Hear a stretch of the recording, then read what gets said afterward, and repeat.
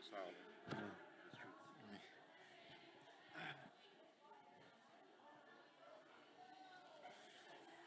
Vamos tomar os nossos lugares. Temos um aviso aqui, o pastor Vinícius vai dar um aviso para vocês, para os irmãos. Bom dia, irmãos, que eles chegaram agora para a nossa escola bíblica. Apenas um aviso, que é o seguinte: a partir deste domingo, nós estamos retornando com a série de estudos sobre santidade na família. Então, a sala de jovens e a sala de adultos vão participar juntos aqui, com esse tema, estudando essas lições. Os adolescentes e crianças continuam com as suas salas normalmente, tá bom? Então, os jovens participam aqui junto com os adultos. Tem aí uma pausa no estudo do Sermão do Monte, que os irmãos estavam tendo, e vamos ter algumas aulas sobre santidade na família. Vamos aproveitar e orar para começar a nossa aula. Pedir que o Senhor nos abençoe. Senhor nosso Deus, obrigado por esse dia. Obrigado agora porque temos oportunidade de estudar a Tua palavra. Pedimos que o Senhor abençoe o Domingos, que será o nosso professor, e abençoe a cada aluno aqui também, para que entendamos a Tua palavra cada vez mais. É a nossa oração no nome de Jesus. Amém. Amém, Senhor. Amém. Então, bom dia, irmãos. Essa aula aqui está de minha responsabilidade e da minha esposa também, a Lair, né? Vocês estão muito para trás, né? Se quiserem chegar um pouco mais para frente aqui, seria um pouco melhor. Só algumas explicações aí. Eu e a Lair já fazem 17 anos que a gente está lá no Peniel. Então, alguns irmãos às vezes perguntam, falam assim, vocês não ficam para a escola dominical? É que geralmente a gente vai para o trabalho ali no Peniel, né? Depois que termina o culto, logo em seguida nós vamos para lá para ter a nossa escola dominical lá com as crianças, com os adultos que frequentam ali. Então, por isso que a gente não tem estado com os irmãos na escola dominical. Outra coisa também, né? Há 35 anos atrás, eu comecei a trabalhar aqui na igreja, depois que eu vim para a igreja, e cuidava do som aqui. O som ficava nessa salinha aqui. Não tinha microfone sem fio, não tinha nada. E eu era novo na igreja, né? Não era nem batizado, ainda não estava aqui servindo ao Senhor. Quando começava o culto, eu tinha que entregar o microfone para o pastor, né? Que não era assim. Aí eu tinha que vir aqui na frente, trazer o microfone para o pastor João aqui. E era assim uma coisa, né? Eu ter que enfrentar a igreja toda para entregar o microfone lá. Então eu ficava naquela apreensão lá, né? 35 anos se passaram e a gente ainda se sente intimidado de estar aqui na frente. Mas que Deus nos abençoe, né? Assim como naquele tempo eu colocava tudo na dependência do Senhor, que essa aula também esteja na dependência do Senhor. Então, o tema que vamos tratar, então, é os papéis no lar, a liderança amorosa masculina. Só uma explicação, como o pastor Vinícius falou, a gente está retomando essas aulas. E como teve algum problema de um dos professores não podia dar aula hoje, então minha aula foi adiantada em 2 semanas aí. Então, a primeira aula, naturalmente, seria sobre submissão feminina, né? Então, a gente está invertendo aqui a situação, invertendo os papéis aqui, né? Não invertendo os papéis, mas a ordem aqui dessa lição. E como esse tema, ele é bem, assim, geralmente acaba criando algumas polêmicas e tudo mais, né? Então, eu gostaria de fazer uma introdução antes, que acaba valendo para outras lições que vêm pela frente. O texto básico nosso está lá em Efésios, capítulo 5, do versículo 25 em diante. Para facilitar, eu coloquei aqui esse texto também, né? Se os irmãos quiserem acompanhar aqui. Mas vamos ler esse texto aqui. Diz assim: Maridos, amai vossa mulher, como também Cristo amou a igreja e a si mesmo se entregou por ela, para que a santificasse tendo-a purificado por meio da lavagem de água pela palavra, para a apresentar a si mesmo, igreja gloriosa, sem mácula, nem ruga, nem coisa semelhante, porém santa e sem defeito. Assim também, os maridos devem amar sua mulher como ao próprio corpo. Quem ama a esposa, a si mesmo se ama, porque ninguém jamais odiou a própria carne, antes a alimenta e dela cuida, como também Cristo o faz com a igreja. Porque somos membros do seu corpo. Eis porque deixará o homem a seu pai e a sua mãe, e se unirá à sua mulher, e se tornarão os dois uma só carne.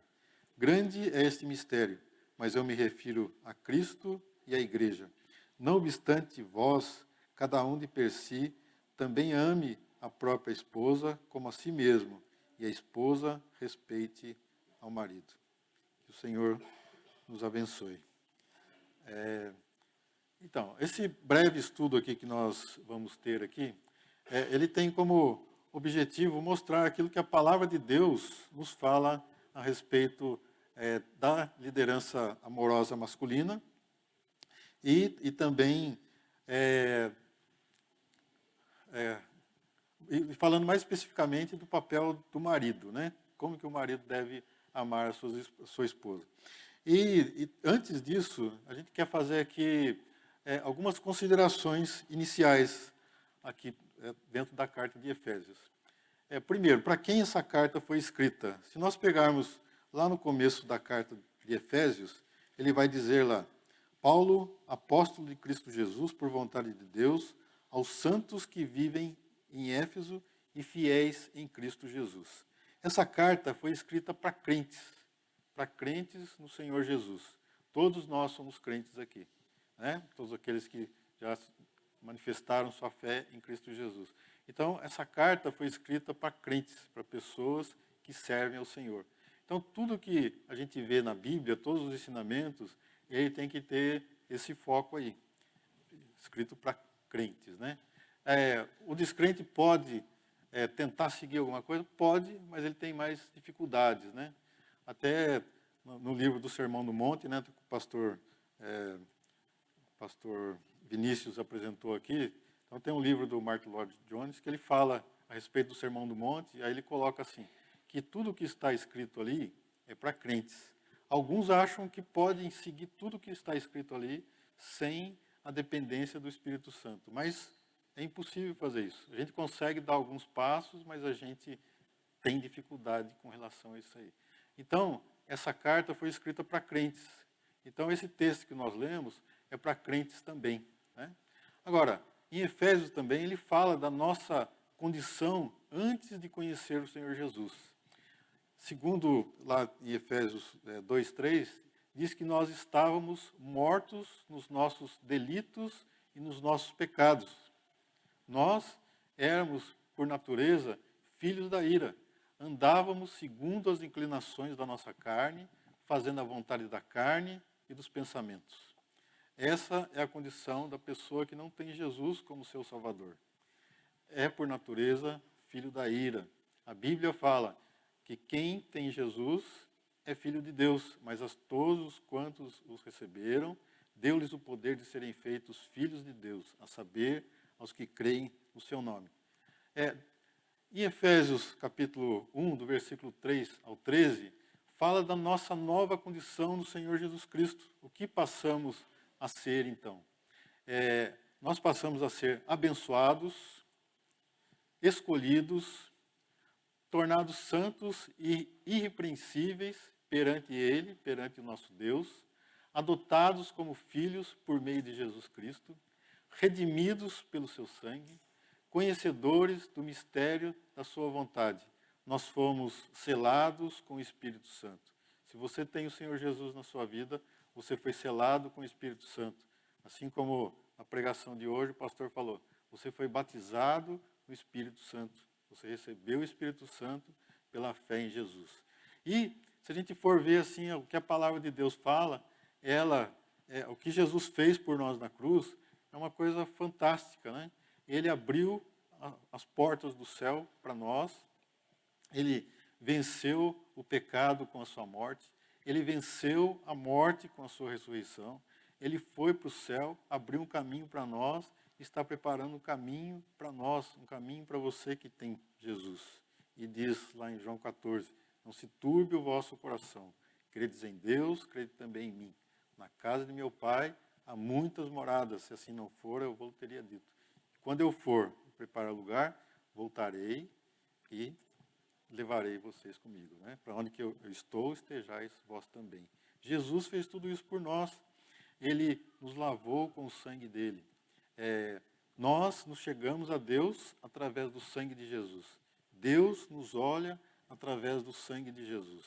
Que maravilha! E nós fomos tornados santos em Cristo Jesus. Santos em Cristo Jesus. Que maravilha é ser crente, né? Junto com, aqui ainda tem esse versículo, né? Nós nos tornamos feitura dele, criados em Cristo Jesus para boas obras, as quais Deus de antemão preparou para que andássemos nela. Então Deus nos preparou as boas obras para que nós andássemos nelas. Mas, e aí? Para que essas instruções de Paulo foram dadas para nós, né?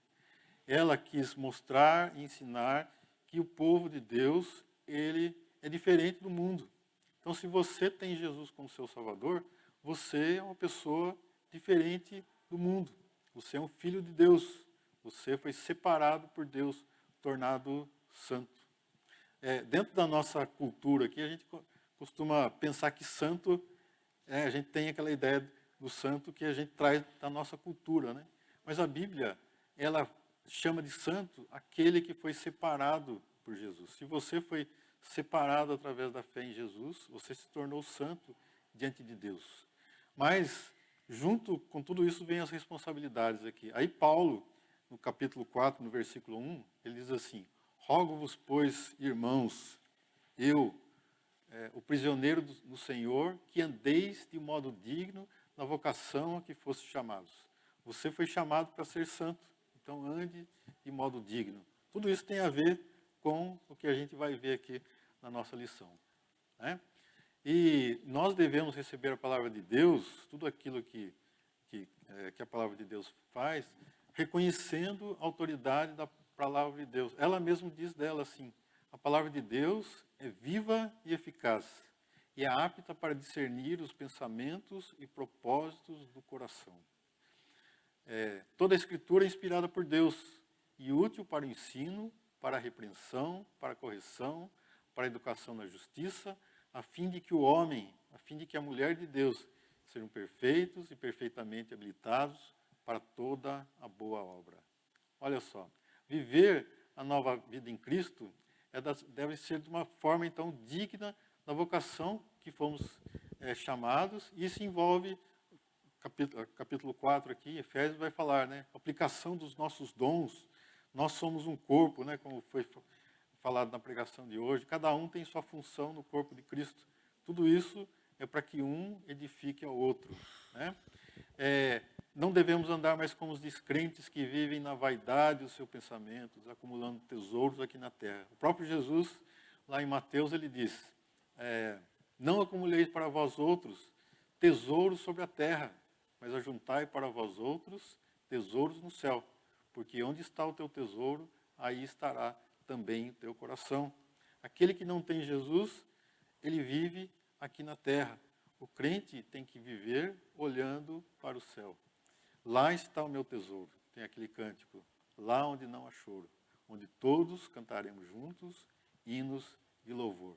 E ainda tem um versículo que fala assim, que nós como crentes, se esperamos em Cristo Jesus somente as coisas aqui da terra, somos os mais infelizes de todos os homens. Então é isso que fala a Bíblia? Então nós temos que olhar para o céu, abrir mão do velho homem que se corrompe segundo a concupiscência do engano. Tudo isso é a palavra de Deus. Nós temos que nos renovar no espírito do nosso entendimento, nos revestir do novo homem, criado segundo Deus em justiça e retidão procedentes da verdade. Lá em Colossenses vai falar que nós temos que ir tirando, né, tudo aquilo que que não faz parte da vida cristã e colocando uma nova roupagem. E isso aí é um processo de santidade, de santificação, as coisas que vão mudando a nossa vida. E nós somos novas criaturas em Cristo Jesus, como está lá em 2 Coríntios 5,17. Uma vez que fomos salvos, é necessário que vivamos uma vida de acordo com a nossa vocação. A nossa vida já não nos pertence, ela foi comprada por Cristo, pelo sangue de Jesus. Está lá em 1 Pedro, capítulo 1, versículo 18 e 19. E tudo aquilo que a gente faz de boas obras não é para a nossa própria glória. Jesus disse assim: assim também brilha a vossa luz diante dos homens, para que vejam as vossas boas obras e glorifiquem a vosso Pai que está nos céus. Entendido, né? Então, toda assim uma coisa que traz uma responsabilidade para cada um de nós. E agora, antes também, esse texto que nós lemos, ele assim, a tendência nossa é a gente ver de uma forma isolada, né? A gente pega um trecho ali e começa a falar assim, nós vamos tratar da esposa assim, do marido assim, e ver de maneira isolada. Mas tudo isso está ligado a outra parte do texto, que está lá em Efésios capítulo 5, a partir do versículo 15, que diz lá: portanto, vede prudentemente como andais, não como nécios, e sim como sábios. Andar em sabedoria, não como nécios, mas como sábios. Na vida do lar, você tem que ser sábio, não nécio. De que maneira? Remindo o tempo, aproveitando as oportunidades para evangelismo, para você ajudar sua esposa, ajudar seus filhos. O que mais? Compreender a vontade de Deus. Por esta razão, não vos torneis insensatos, mas procurai compreender qual a vontade de Deus. Não como insensatos, mas compreendendo a vontade divina. Enchei-vos do Espírito. O Espírito já habita em você. Mas se deixe encher pelo Espírito Santo. Para quê? Para que você seja controlado pelo Espírito. O texto fala assim, não seja controlado pela bebida forte, pelo vinho, né? Mas seja controlado pelo Espírito de Deus. E qual o resultado de tudo isso? Diz lá, edificação congregacional, falando entre vós, né? Mas enchei-vos do Espírito Santo. O resultado, falando entre vós com salmos, entoando e louvando de coração ao Senhor, com hinos e cânticos espirituais, dando sempre graças por tudo a nosso Deus e Pai, em nome de nosso Senhor Jesus Cristo. Então vem a edificação congregacional, né, ou familiar, adoração pessoal, alegria, vem a gratidão, e depois o versículo 21 diz lá, sujeitando-vos uns aos outros no temor de Cristo. O sujeitar aqui, assim nós, como membros de Cristo, temos que nos sujeitar uns aos outros. Obrigado, pastor, pela introdução aqui da aula, foi muito boa a pregação. Tem muita coisa a ver com a lição de hoje, né? Mas nós temos que nos sujeitar uns aos outros como corpo de Cristo, né? Como o pastor estava falando, né? Também a gente fala assim, se a minha mão quer ir a tal lugar, todo o meu corpo tem que ir junto, né? A gente não vai sozinho. Então, um tem que se sujeitar ao outro aí. Quem quer ser o maior, seja o menor. Quem quer ser o Senhor de todos, seja aquele que vos serve. Então, nós temos que nos sujeitar uns aos outros. E aqui dentro, não sei se dá para ler aqui, acho que dá, né? Mas dentro de Efésios 5, 21, a gente vê assim, os fundamentos também para aquilo que Paulo está introduzindo aqui. Ele introduz aqui as áreas de liderança que existe tanto no lar, né, na relação marido e mulher, filhos e pais, e também de servos e senhores. O liderado, como ele tem que se submeter à liderança, e o líder, como deve exercer a sua liderança.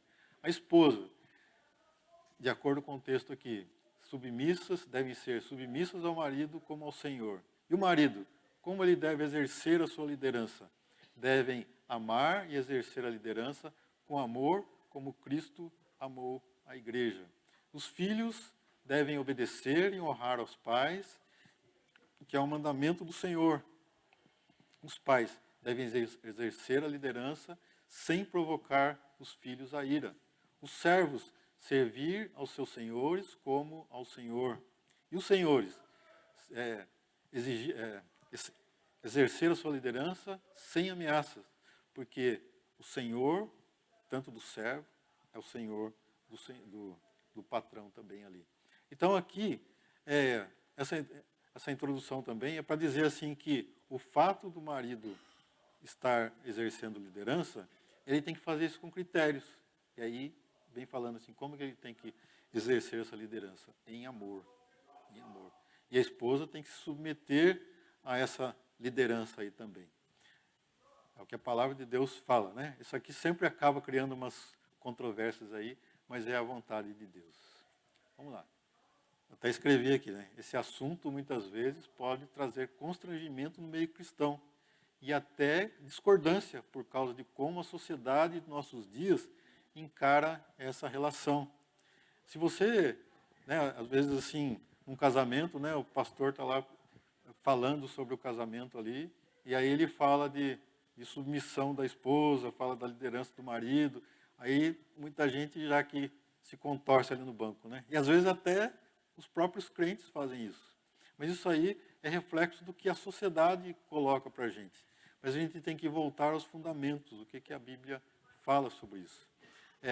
Os maridos, ele tem dificuldade de entender a sua responsabilidade no casamento e, por vezes, acabam partindo para os extremos, né? Ou se omitindo, ou partindo para a brutalidade e exigindo ser o líder da esposa ali. E esposas também com dificuldade de entender o seu papel no casamento, acabam se sujeitando aos extremos do marido ou rejeitando totalmente a sua autoridade. Então, são coisas que a gente vê no mundo afora aí, né? Essa época de pandemia diz que cresceu muito a questão da violência doméstica, né? Por quê? Porque às vezes os maridos querem exigir coisas que estão além daquilo que ele devia, não exerce a sua autoridade com amor. Talvez porque não conheça nada sobre o amor, né? Conhece o amor que se prega pelo mundo afora aí. E por outro lado também, às vezes, o marido ele abre mão da sua autoridade e acaba deixando tudo na mão da esposa, né? Que também é errado.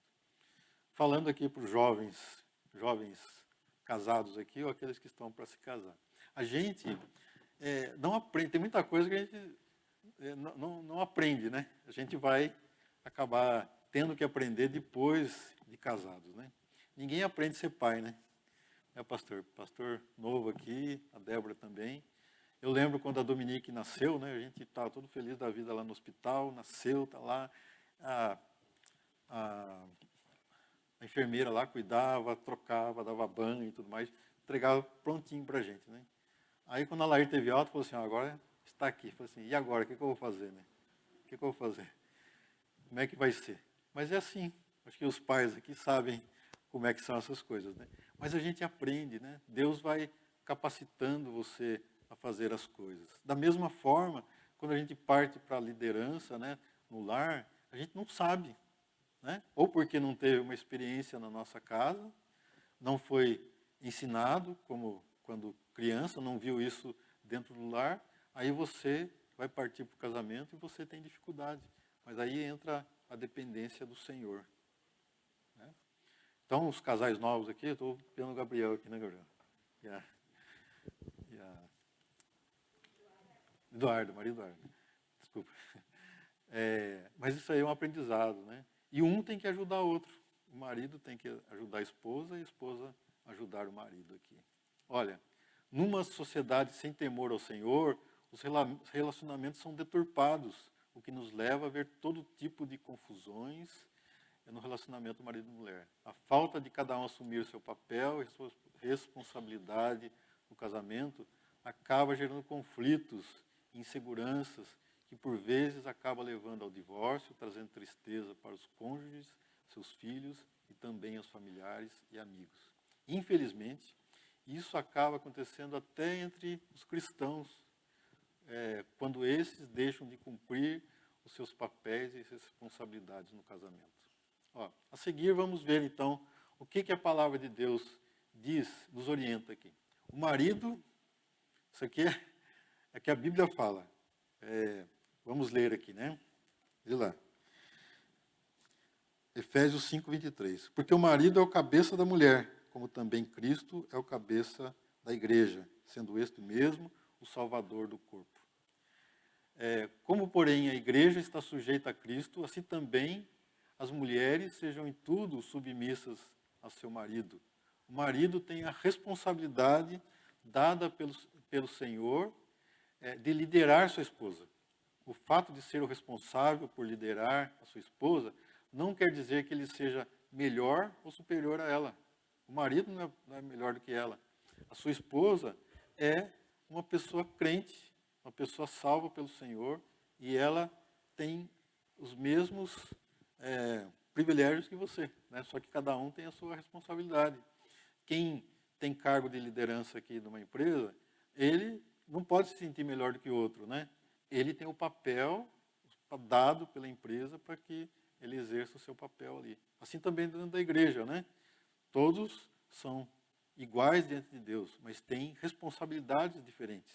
Né? O professor que dá aula para vocês, o pastor, são os presbíteros, os diáconos, os líderes de ministério. Cada um tem a sua função, mas ninguém é melhor do que o outro. Quem é melhor? Não, diante de Deus somos todos iguais aqui. Outras considerações que devemos fazer sobre o casamento, então, né? Sobre o amor do marido pela esposa. O amor bíblico é oferecido pelo marido e não exigido pela esposa. Os mais antigos aqui lembram do Baby, né? Do dinossauro lá, né? Assim, você tem que me amar, você tem que me amar, né? Então, a esposa não pode exigir, não, você tem que me amar. Não, é uma coisa oferecida pelo marido, assim também como a submissão da esposa é oferecida pela esposa ao marido. Né? O amor bíblico do marido é uma ordem, não é uma opção, é uma ordem dada por Deus. O amor bíblico exige uma obra sobrenatural do Espírito Santo, produzindo a vida de Cristo no marido. A gente vai ver o porquê disso aqui, né? É uma obra sobrenatural, assim como a submissão também é uma obra sobrenatural, quando o Espírito Santo, né, age na vida do crente ali. O amor bíblico é uma escolha, não é uma opção. Existe na nossa literatura também, né, tem um poeta famoso aí que diz assim, que o amor é eterno enquanto dure. É errado isso aí. O amor é eterno, né? Se a gente for ver lá quando fala assim, né, hoje existe a fé, a esperança e o amor, mas lá no céu vai ter o amor. Por quê? Porque a nossa esperança já vai ter sido alcançada. Diante de Deus, a gente não vai precisar ter fé mais diante de Deus, porque a nossa fé já vai estar ali presente, né? Mas o amor continua. O amor é eterno. O amor é eterno. Então a gente tem que aprender a amar, né? Quantas vezes a gente tem que pedir a Deus, Deus, me ensina a amar. Ensinar a amar primeiro Ele e depois o nosso semelhante e muito mais a nossa mulher. Então, a liderança e o amor bíblico do marido, né? Vamos seguir agora, vamos entrar aqui de fato no nosso assunto aqui. Maridos, ordem do Senhor, amai a vossa mulher. Este mandamento é claro e é citado 3 vezes no texto, né? Depois a gente vê aqui, fala então aqui, Efésios 5, 25, maridos, amai vossa mulher. No 28 também, assim também os maridos devem amar a sua mulher como a seu próprio corpo. Versículo 33, não obstante vós, cada um de per si, também ame a própria mulher. 3 vezes no texto é falado sobre isso, sobre o dever do marido amar a esposa. É bom lembrar que o mandamento de amar é dado a todo crente, seja ele homem ou mulher, né? Um dia uma jovem chegou para mim, não vou falar quem, né? Falou assim, falei, não, eu estou tranquilo, né? Eu não preciso amar, quem tem que amar é o marido, né? Falei assim, não, a ordem de amar é para todos. Então vamos lá ver alguns versículos aqui que falam isso aí. Jesus disse assim, lá em João 13, 34 e 15, 12 também. Novo mandamento vos dou, que vos ameis uns aos outros, assim como eu vos amei, também vós ameis uns aos outros. É uma ordem para todos, então as mulheres não podem fugir disso não. Falam assim, não, não preciso amar, né? Quem tem que amar é o marido. Não, é uma ordem para todos. Amar a Deus, né, com toda a sua força, com todo o seu entendimento, né, com tudo de você. E amar o próximo como a ti mesmo. É isso aí, as mulheres estão dando risada aqui. O que aconteceu? Então, o mandamento de amar é para todos aqui. Poderíamos pensar, esperar que o amor que o marido deve ter pela esposa fosse algo natural e que fosse algo prioritário para ele. Mas não é natural. Ele tem que ser aprendido assim. Assim, tanto nos tempos de Paulo como nos nossos dias, vemos a falta de amor e uma liderança distorcida entre os lares. Deixa eu ver, parece que pulou alguma coisa aqui. Não. Aqui. Vamos lá. Como Cristo amou a igreja, então? Nós temos que amar como Cristo amou a igreja e a si mesmo se entregou por ela. A Bíblia nos apresenta que a igreja é a noiva de Cristo, a quem ele amou e ainda ama e se entregou por ela, né? O Senhor Jesus ensinou e demonstrou esse amor aos seus discípulos, que eram parte da igreja ali, que era uma igreja que estava sendo formada. Jesus ensinou uma forma de amor maior do que o mundo conhecia. Ele mostrou o amor sacrificial. Alguns comentaristas falam que o grego ele tinha uma outra palavra para o amor, né, que era a palavra filéu, era muito usada lá. Mas assim, muito amor de amizade, de romantismo, né, é o que a gente vê hoje nos filmes, né, nas músicas e tudo mais. Mas o amor que Deus coloca, ele vai além disso. O marido tem que ter todas essas formas de amor, mas o amor que fala é um amor sacrificial, um amor mais profundo, né? E aí, alguns versículos aqui, para deixar a gente preocupado, né? Diz assim, ó, a forma como Jesus amou a sua igreja. Ninguém tem maior amor do que este, de dar a alguém a própria vida em favor de seus amigos. João 15:13. João 3,16. Porque Deus amou o mundo de tal maneira que deu o seu Filho unigênito, para que todo que nele crê não pereça, mas tenha a vida eterna. Mas Deus prova o seu próprio amor para conosco pelo fato de ter Cristo morrido por nós, sendo nós ainda pecadores. O amor do Senhor Jesus por sua igreja, ele excede todo o entendimento humano, e é o amor que ele quis revelar à igreja. Lá em Efésios ele diz assim, e conhecer o amor de Cristo, que excede todo o entendimento, para que sejais tomados de toda a plenitude de Deus. E ainda diz assim na Bíblia, pois o amor de Cristo nos constrange. Esse amor que Jesus exige do marido. Que dureza, hein? Que difícil. Pergunta para as esposas aqui. Você já se sentiu constrangida pelo amor do seu marido? É uma coisa forte aqui. Quando a gente vê todos esses versículos, a gente começa a ver que, você começa a entender o porquê que fala que é uma obra sobrenatural. Não é natural isso aí. Não é natural. Agora, uma pergunta, né? Como atingir esse padrão tão elevado colocado pelo Senhor Jesus? Como os maridos poderão cumprir esse mandamento? Pergunta aqui, né? Alguém quer responder? É só o Marcos. Só levantar a mão, quem for. Então, é difícil, né? É uma coisa assim que acaba, né? Ali fala assim, do amor de Cristo nos constrange, né? Mas é uma coisa que nos constrange. Depois a gente vai ver assim, a gente começa a se sentir pequeno diante de Deus. Ó, esse amor, então aqui, ó, exige uma obra sobrenatural de Cristo na vida do marido. Só um minutinho, Samuel. Samuel.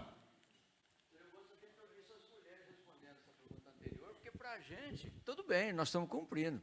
Agora precisa saber da visão delas, para saber se elas concordam, né?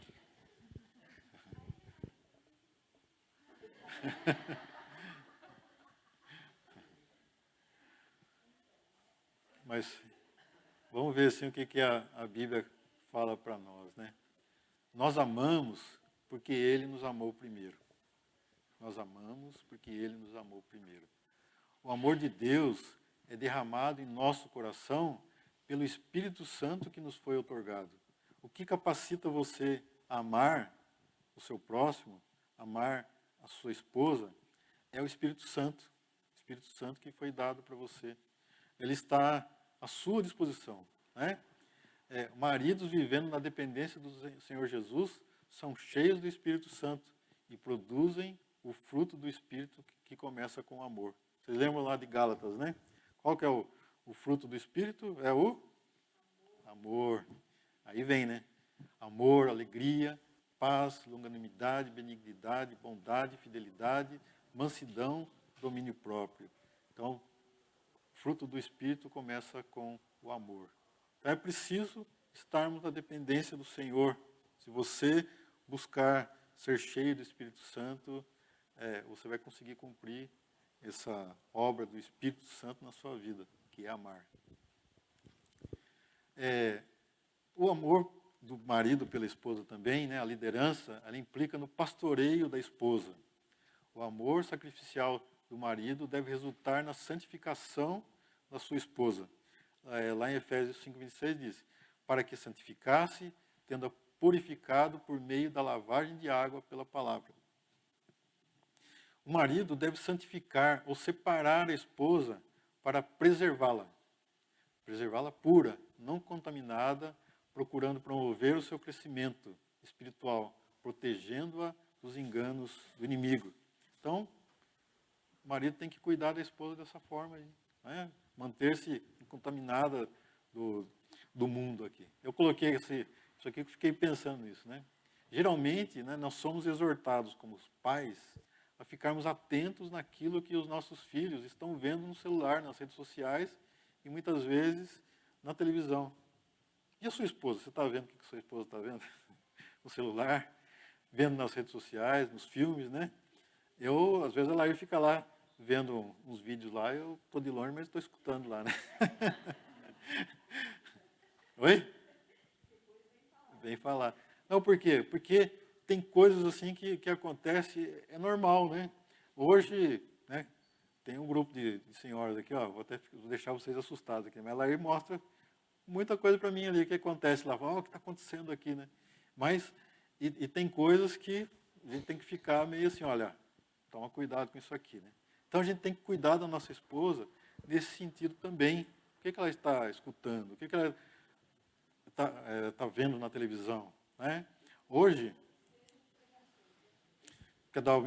a Laís está dando aula junto comigo aqui. Ela é minha auxiliadora aqui, né? Nós temos a responsabilidade aqui.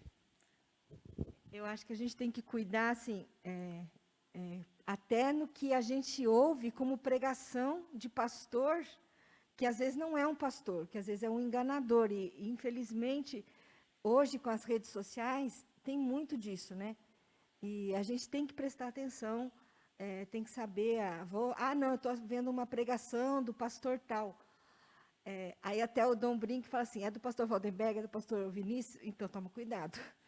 Então, assim, mas é verdade, e isso tem que ser verdade, e a gente tem que entender isso como um cuidado do marido para com a gente mesmo. E a gente tem que lembrar a advertência aqui, né? Eu coloquei, assim também o marido deve cuidar da sua esposa, para que ela não caia em pecado. Não pode cair em pecado, né? Lá em 1 Timóteo 2,14, Paulo ele lembra isso aqui. Adão não foi iludido, mas a mulher, sendo enganada, caiu em transgressão. Então, é um cuidado nosso com a esposa. Tem que cuidar, né? Se ela cai, ela leva o marido junto, né? Então tem que tomar cuidado realmente, né? É um papel nosso isso aí. Tenho isso como palavra do Senhor, né? O marido deve abençoar, edificar a esposa com a palavra.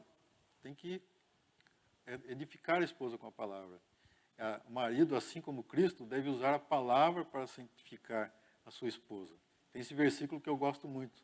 Santifica-os na verdade. A tua palavra é a verdade. primeira vez que eu ouvi esse versículo foi também há 35 anos atrás, quando eu estava me preparando para o batismo aqui com o seu Aderbal, né? O seu Aderbal que era o responsável por preparar os batizandos aí. E numa aula, ele pegou e falou esse versículo aqui. Eu fiquei tão maravilhado com ele que eu nunca mais esqueci dele, né? Santifica-os na verdade. A tua palavra é a verdade. Você quer ser santificado no ano da santificação? Santifica na palavra de Deus. E assim a gente tem que abençoar a nossa esposa com a palavra de Deus. Aí só que isso, ele exige do marido se dedicar ao estudo da palavra. Ele tem que conhecer a palavra de Deus, tem que se esforçar em conhecer a palavra de Deus, né? E para que ele possa promover o crescimento espiritual da sua esposa. Eu vou falar isso depois, mas a esposa, ela não é uma adversária do marido. Não, vou ver quem que é melhor aqui. Não, você tem que ajudar ela a crescer em Cristo Jesus, a exercer a função dela. Assim também como a esposa tem que ajudar o marido, né? Às vezes o marido tem dificuldade em cumprir o papel dele. E a esposa tem que ajudar ele nesse papel aí. Tá vendo? Não, vocês dois aí, né? Tem que... E aqui também, os casais novos aqui, né? Gabi, que vai estar para casar, Dominique também, aí, o João, né? Agora, existem situações em que a esposa conhece mais da Bíblia do que o marido, né? Ó, vou contar a minha experiência aqui. Eu me converti depois, né? Quando eu deixei de ser um solteiro convicto, eu falei para Deus, quero uma esposa crente, né? Uma esposa temente a Deus. E Deus atendeu e trouxe a Lair. Só que é uma missionária, ela era missionária. Eu falei assim, Deus, e agora, o que eu faço? Uma missionária, ela conhece muito mais da Bíblia do que eu, né? Nascida em berço evangélico, criada aos pés do pastor, né, que é o Carliel, né, o Gamaliel, presbiteriana, que conhece tudo aqui das leis e tudo mais, conhece bastante coisa. Mas foi a pessoa que Deus trouxe, né? E ela, muito mais conhecimento do que eu na palavra lá. Mas eu tive que aprender, né? E me ensinou também muita coisa quando a gente estava na PEC, né? Eu fiz a PEC e ela era minha professora lá, né? Ela não parava de olhar para mim e acabei casando com ela, né?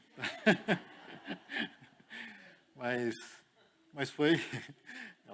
Isso aí é brincadeira, né? Na verdade, a gente estudava... Eu falo isso mais para a gente fazer aqui uma brincadeira aí. Mas a gente estudava, na segunda e sexta-feira ela era minha professora, mas às terças e quintas a gente tinha aula no IBB aqui, e ela fazia o curso do IBB. Aí ela não conhecia ninguém, então ela vinha sentar do meu lado, né? Depois comecei a dar carona para ela e já viu, né? Aí acabamos casando. Mas a gente vai aprendendo, né?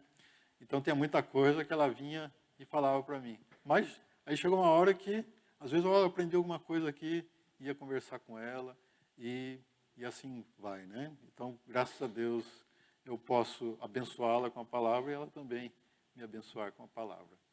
E nessas situações, então, o marido tem que buscar a orientação do Espírito Santo também, para que o Espírito Santo o capacite a ajudar a esposa também. Okay? O amor sacrificial do marido deve levar à pureza de sua esposa, assim como diz aqui o texto, né? Para apresentar a si mesmo igreja gloriosa, sem mácula, nem ruga, nem coisa semelhante, porém santa e sem defeito. O resultado da santificação da esposa é a sua pureza. E quem que se beneficia disso? É o próprio marido, né? Quando vê a sua esposa crescendo, se desenvolvendo na vida espiritual e vendo isso refletindo no seu serviço ao Senhor.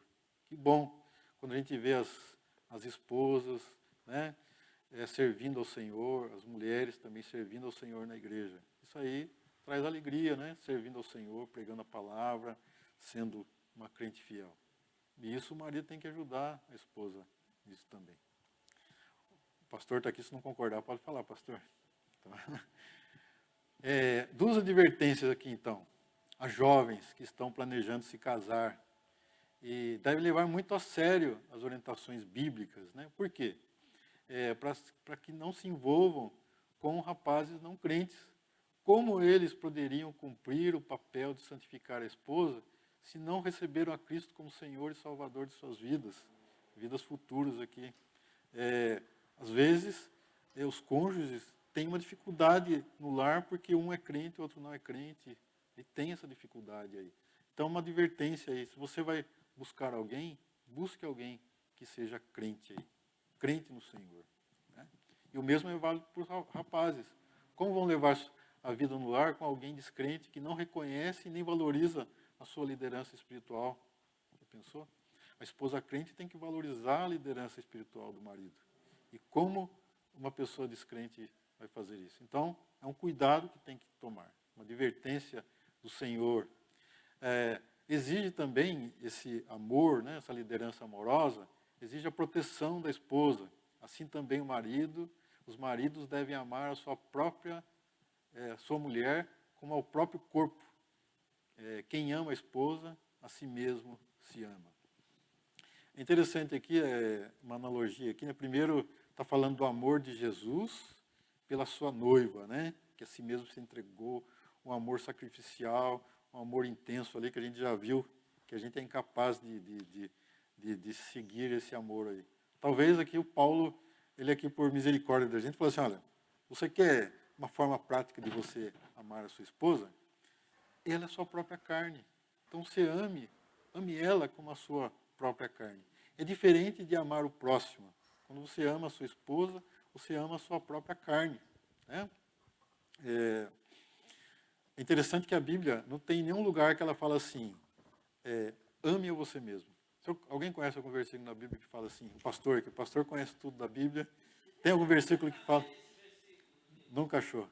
Por quê? Porque isso é uma coisa natural. Oi? Amar com a si mesmo. Mas não tem. Porque a gente se ama, né?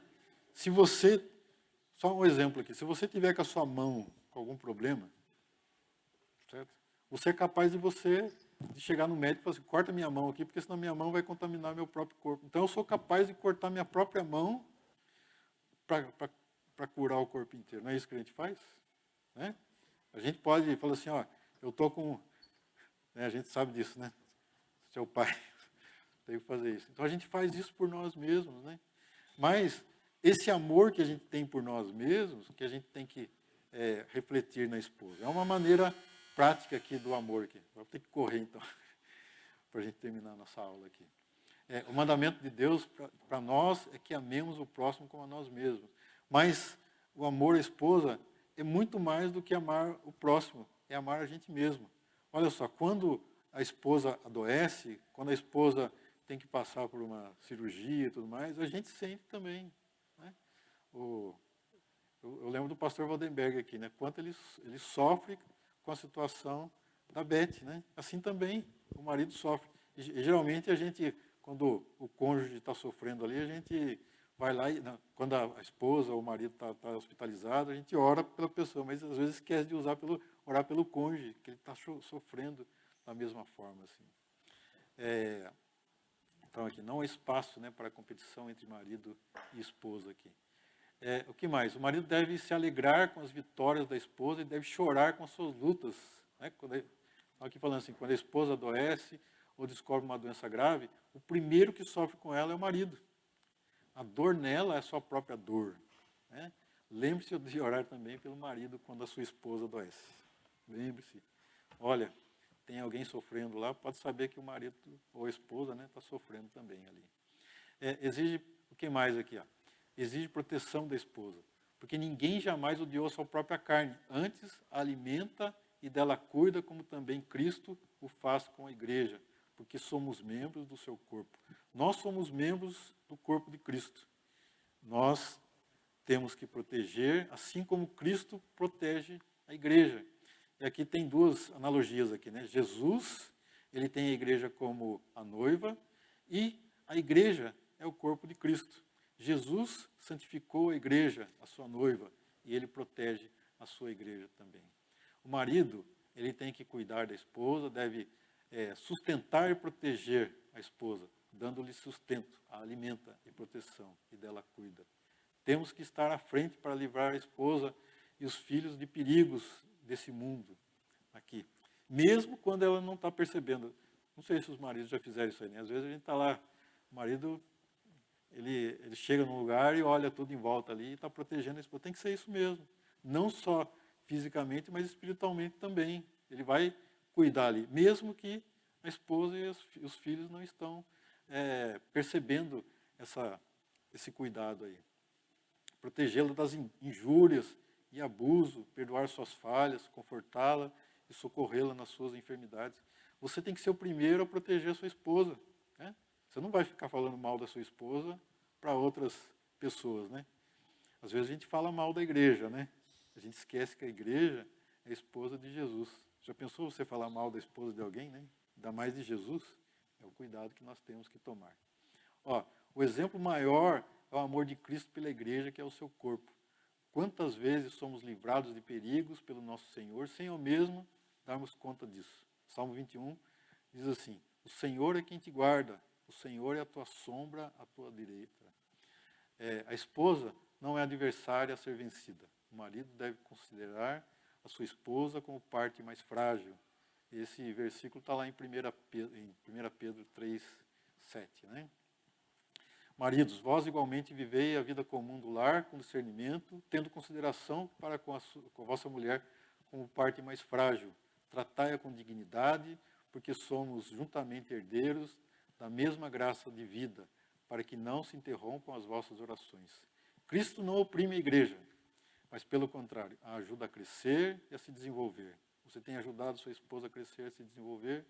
O marido não deve impor à sua esposa os papéis a ele atribuídos, de sustento e proteção do lar. É a sua responsabilidade. Deve assumir a sua responsabilidade de líder no lar. Mostrar respeito pessoal por ela, lembrando que ela é uma santa do Senhor. Aí outra coisa também, né? Quando eu comecei a namorar a Lair, missionária, como é que a gente namora uma santa? Como é que a gente... Mas a gente tem que lembrar que toda mulher cristã é santa diante do Senhor. A sua esposa é santa diante do Senhor. Como que você tem que tratar ela? Vamos em frente. O marido cristão, que até mesmo parcialmente cumpre esse ideal, isso aqui é uma frase do Stott, né? Eu achei bem interessante. Então, vou ler com calma aqui. O marido cristão, que até mesmo parcialmente cumpre esse ideal de amar a sua esposa como Cristo amou a igreja, ele prega o evangelho sem sequer abrir a boca, porque as pessoas podem ver nele aquela qualidade de amor que levou Jesus Cristo à cruz. O pastor também citou esse versículo, né? Está lá em João, se não me engano, João 13, 35. Eu não coloquei esse versículo aqui, mas ele diz lá, que nisto conhecerão que sois meus discípulos, se tiverdes amor uns pelos outros. Então, quando nós demonstramos amor pelo nosso próximo, nós estamos pregando o evangelho. Quando nós demonstramos amor para com o nosso cônjuge, nós estamos pregando o evangelho também. O que você tem feito para o crescimento espiritual? Se quiser responder, pode responder. O que você tem feito para o crescimento espiritual da sua esposa? Você tem dado oportunidade para ela crescer? Agora, é uma responsabilidade para todos nós, né? Você tem pregado o evangelho através do seu relacionamento com sua esposa? Será que os seus vizinhos, olhando a forma como você trata a sua esposa, como vocês vivem a vida do lar, a responsabilidade tanto do homem quanto da mulher, os seus vizinhos têm o desejo de se aproximar de Jesus por causa da forma que você vive, que vocês vivem? É uma coisa assim. Então, nós temos uma responsabilidade, né? Se os vizinhos veem situações que você não está mostrando que você tem Jesus, você tem que se preocupar com isso. Né? É uma coisa assim que deve nos constranger aqui. Eis porque o homem deixará o seu pai e a sua mãe, se unirá à sua mulher, e se tornarão os dois uma só carne. Eu achei interessante isso aqui, né? Comecei a pensar nisso. O Senhor Jesus, ele deixou o lar celestial. Ele veio à terra, tornou-se homem, escolheu sua esposa, que é a igreja, ele a amou, chamou para si, uniu-se a ela, separou-a, deu a vida por ela, lavou-a dos seus pecados, santificou-a, purificou-a, a alimenta, supre as suas necessidades, a protege, está preparando sua vestimenta e enxugará as suas lágrimas quando chegar no céu e será então recebida nos céus. Tudo isso ele faz pela igreja, né? É o amor de Jesus por nós, pela igreja. É interessante aqui que o próprio Jesus, ele está preparando a noiva, né? Ele está preparando ali as vestimentas dela. Na nossa cultura, o marido não pode nem ver o vestido na noiva antes do casamento lá, né? Mas aqui, Jesus, ele prepara a noiva, ele está preparando tudo para as bodas do Cordeiro que vai acontecer lá no céu. Até que a igreja vai descer do céu com uma noiva ataviada para o seu esposo. Está lá em Apocalipse. Eis porque deixará o homem seu pai e sua mãe. Né? E diz assim também, algumas coisas para a gente pensar aqui. O homem também deve deixar seu pai e sua mãe e se unir à sua mulher e se tornar uma só carne com ela, ou seja, uma só pessoa. Deus quis retratar a união de Cristo com a igreja na união matrimonial do homem com sua mulher. Este mistério da união de Cristo com a sua igreja foi um mistério revelado aos crentes. Grande é esse mistério, mas eu me refiro a Cristo e à igreja. Agora, bem rapidamente aqui, para a gente concluir o nosso estudo aqui. Diz lá no versículo 33, então, né?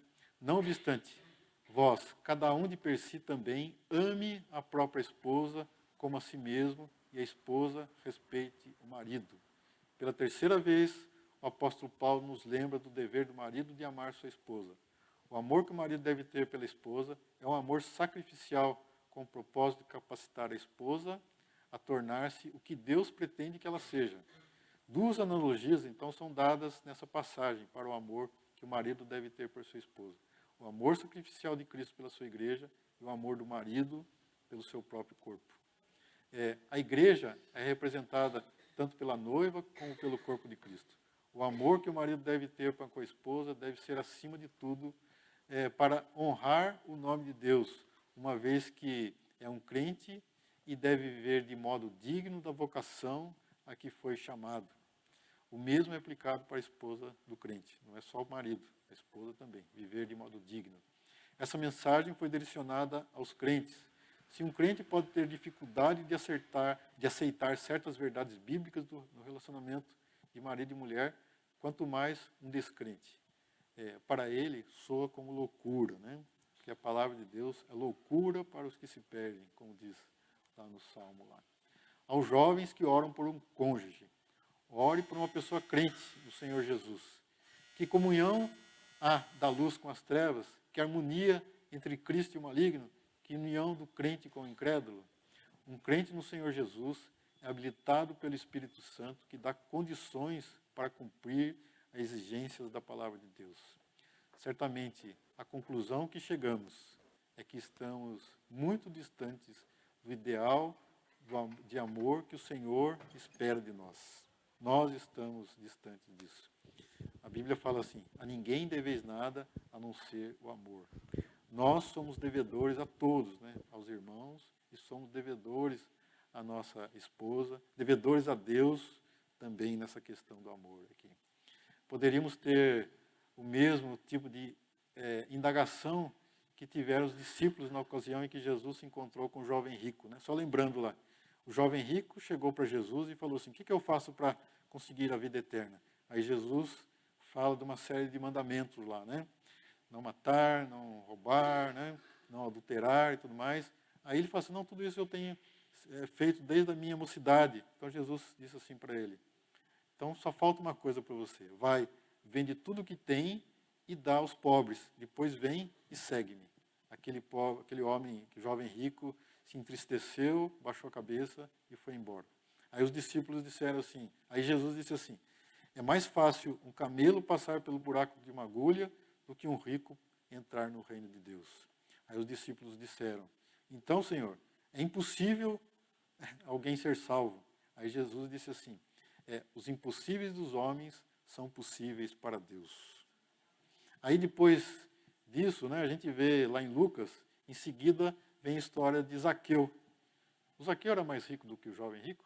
Não sei, pode ser que seja, né? A Bíblia não fala sobre isso. Mas, o que aconteceu com ele aqui? Jesus disse assim, ele recebeu Jesus na casa dele, e Jesus disse assim a respeito de Zaqueu, Lucas 19, 9. Hoje houve salvação nesta casa, pois que também este é filho de Abraão. Foi impossível para os homens, não para Deus. Jesus foi poderoso para salvar Zaqueu, um homem rico ali.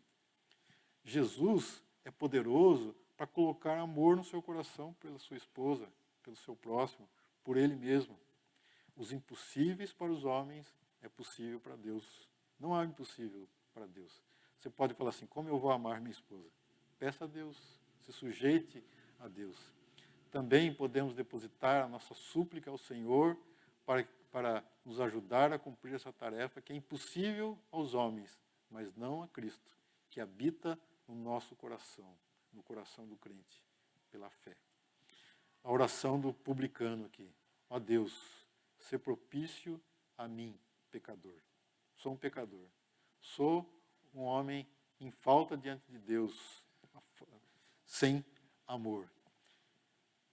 Então, eu tenho que fazer essa oração do publicano. Assim, Deus, ser propício a mim, pecador. Que o Senhor nos abençoe e tenha misericórdia de nós. Tá bom. Vamos orar? Eu vou pedir para o Samuel fazer uma oração. Samuel, você pode vir aqui? Eterno Deus, nós agradecemos demais pelo dia de hoje. Agradecemos demais, Senhor, por essa lição que nós recebemos do teu filho, pelos esses versículos, essas palavras que foram lembrados. E, ó Deus, que realmente a nossa casa, o nosso lar seja muito edificado com essa lição de hoje, Pai. Abençoe o Domingos, a sua casa, a sua família. Tenha misericórdia dele, continue agindo em sua vida, Senhor, para que ele seja bênção ainda maior para nós e para a nossa igreja. Abençoe, Senhor, o nosso dia, em nome de Jesus. Amém. Amém, Senhor. Amém. Muito obrigado e paciência aí por me ouvir. Até uma próxima oportunidade, se Deus quiser.